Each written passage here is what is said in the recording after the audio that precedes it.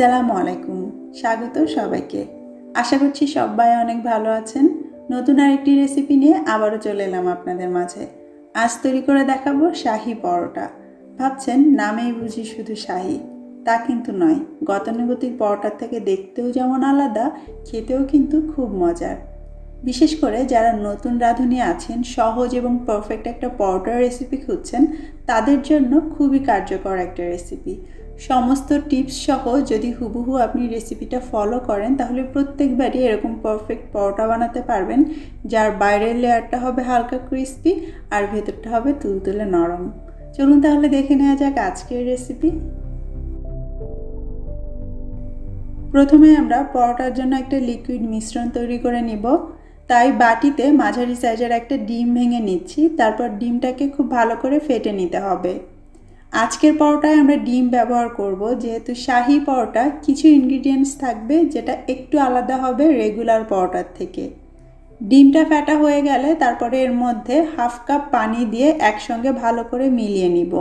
পানির পরিবর্তে আপনি চাইলে লিকুইড দুধ দিতে পারেন, তবে আজকে আমি গুঁড়ো দুধ দিয়ে পরোটা বানাবো, তাই এখানে পানি ব্যবহার করছি। মিশ্রণটা একপাশে রেখে এইবার আমরা খামির তৈরি করে নিব। তাই একটা বড় বাটিতে 2 কাপ নিয়ে নিচ্ছি ময়দা। চাইলে এর পরিবর্তে আটাও ব্যবহার করতে পারেন। তারপর এতে 2 টেবিল চামচ দিয়ে দিচ্ছি গুঁড়ো দুধ। এবং পরোটা হালকা একটু মিষ্টি মিষ্টি হলে খেতে ভালো লাগে, তাই আমি এর মধ্যে 2 চা চামচ দিয়ে দিচ্ছি চিনি। চাইলে আরও একটু বাড়িয়ে দেওয়া যাবে। আধা চা চামচ দিয়ে দিলাম লবণ। তারপরে এই সমস্ত উপকরণ একসঙ্গে ভালো করে নেড়ে মিশিয়ে নিব। আপনি চাইলে এই পর্যায়ে এর মধ্যে তেল বা ঘি 1 টেবিল চামচ দিয়ে মেখে দিতে পারেন, তবে আমি ঘিটা পরে দিব। প্রথমে আমি ডিম পানির সেই মিশ্রণটা আবারও একটু নেড়ে নিয়ে এই ময়দার মধ্যে দিয়ে দিচ্ছি। একটা স্প্যাচুলার সাহায্যে প্রথমে আমি একটু নেড়ে চেড়ে মিশিয়ে নিব, যতক্ষণ না ময়দা এই লিকুইডটা কিছুটা অ্যাবজর্ব করে নেয়। তারপর আমি হাত দিয়ে খুব ভালো করে চেপে চেপে ততক্ষণ পর্যন্ত এটাকে মথে নিব, যতক্ষণ না বাটিটা পরিষ্কার হয়ে আসছে। 2 কাপ ময়দার জন্য ঠিক যতটুকু লিকুইড আমি তৈরি করেছি, এর বাইরে আর কোনো ধরনের পানি দিতে হবে না। মাপটা একদম এরকমই থাকবে। মাখা হয়ে গেলে সবশেষে আমি এর মধ্যে 1 টেবিল চামচ ঘি দিয়ে দিচ্ছি। চাইলে তেলও দেওয়া যাবে। তারপর আবারও যতক্ষণ না এই ঘিটা খামিরের সঙ্গে ভালোভাবে মিশে যাচ্ছে, ততক্ষণ এটাকে মথে নিতে হবে। ঘিটা সবার শেষে দেওয়ার কারণ হচ্ছে এই ঘিটা খামিরের সঙ্গে মেশাতে মোটামুটি 3-4 মিনিট সময় লাগবে। আর এই সময় ধরে খামিরটা মথার কারণে এটা খুব সফট হবে, তাই আমাদের পরোটাটাও কিন্তু অনেক সফট হবে। এটা দেখতে পাচ্ছেন খুব সফট আর স্মুথ টাইপের একটা খামির তৈরি হয়ে গিয়েছে। তবে সাথে সাথে পরোটা না বানিয়ে আমরা যদি খামিরটাকে কিছুক্ষণ রেস্টে রেখে দিই, তাহলে আমাদের পরোটা আরও বেশি ভালো হবে।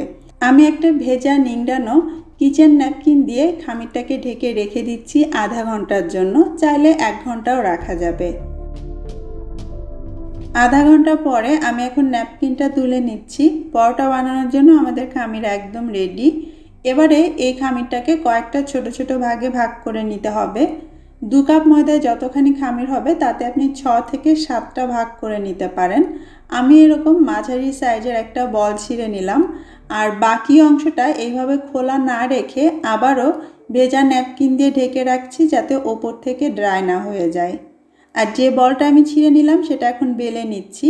প্রথমে আঙুল দিয়ে চেপে একটু চ্যাপটা করে নিব। আর বেলার জন্য ময়দার পরিবর্তে যদি হালকা করে একটু তেল মেখে নেওয়া যায়, তাহলে ভাজার সময় তেলটা নষ্ট হবে না। তারপরে এটাকে একটা রুটির মতো করে বেলে নিতে হবে। খুব বেশি পাতলা করে যে বেলতে হবে তা না, মোটামুটি করে পাতলা করে বেললেই হবে।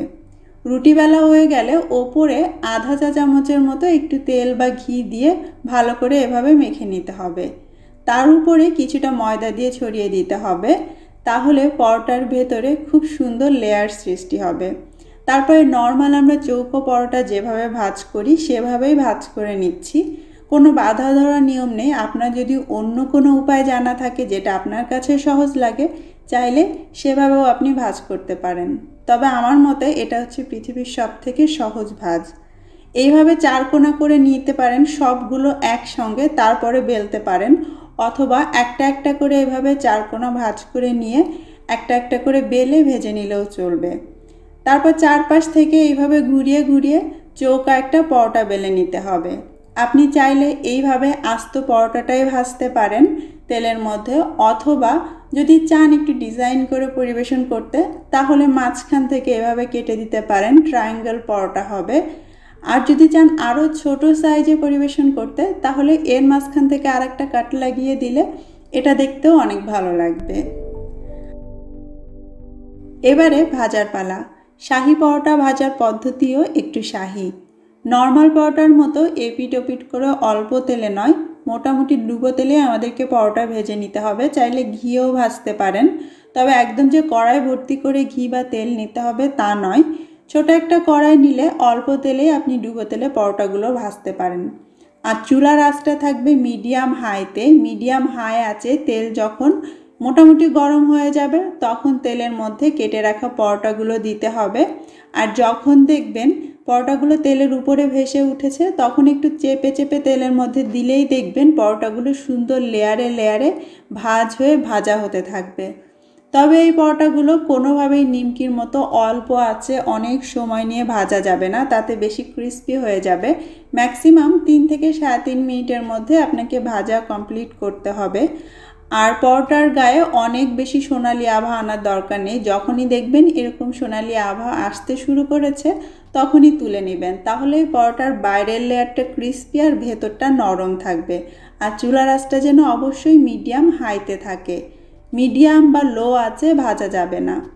এরকম হালকা সাদা থাকতেই নামিয়ে ফেলতে হবে, কারণ ঠান্ডা হতে হতেই পরোটাগুলোর গায়ে দেখবেন আরও একটু সোনালি রং চলে এসেছে। তারপরে এই পরোটা আপনি পরিবেশন করতে পারেন আপনার পছন্দের যে কোনো সবজি ভাজি বা মাংসের তরকারির সঙ্গে। আমি আজকে পরিবেশন করছি আলু ভাজির সঙ্গে। এই পরোটা খেতে এতটাই মজা, এমনি এমনি খাওয়া যায়। আলু ভাজি হোক আর মাংসের ঝোল হোক, সব কিছুর সঙ্গেই সমানভাবে মানিয়ে যায়। আর এই যে একটা ছিঁড়ে দেখাচ্ছি দেখুন, বাইরের লেয়ারটা হালকা ক্রিস্পি হয়ে ভেঙে গেল, ভেতরটা দেখুন কত সুন্দর নরম তুলতুলে। এইভাবে পরোটা বানিয়ে দেখবেন, প্রত্যেকটা লেয়ার আলাদা আলাদা বোঝা যায়, দেখতেও যেমন সুন্দর লাগে খেতেও কিন্তু অনেক বেশি মজার। আর যে পরিমাপটা আমি দিয়েছি সেটা যদি হুবহু ফলো করেন তাহলে ভুল হওয়ার কোনো চান্সই নেই। আশা করছি আমার আজকের রেসিপিটা আপনাদের ভালো লেগেছে। কমেন্ট করে অবশ্যই জানাবেন। আজকের মতো বিদায় নিচ্ছি। আল্লাহ হাফেজ।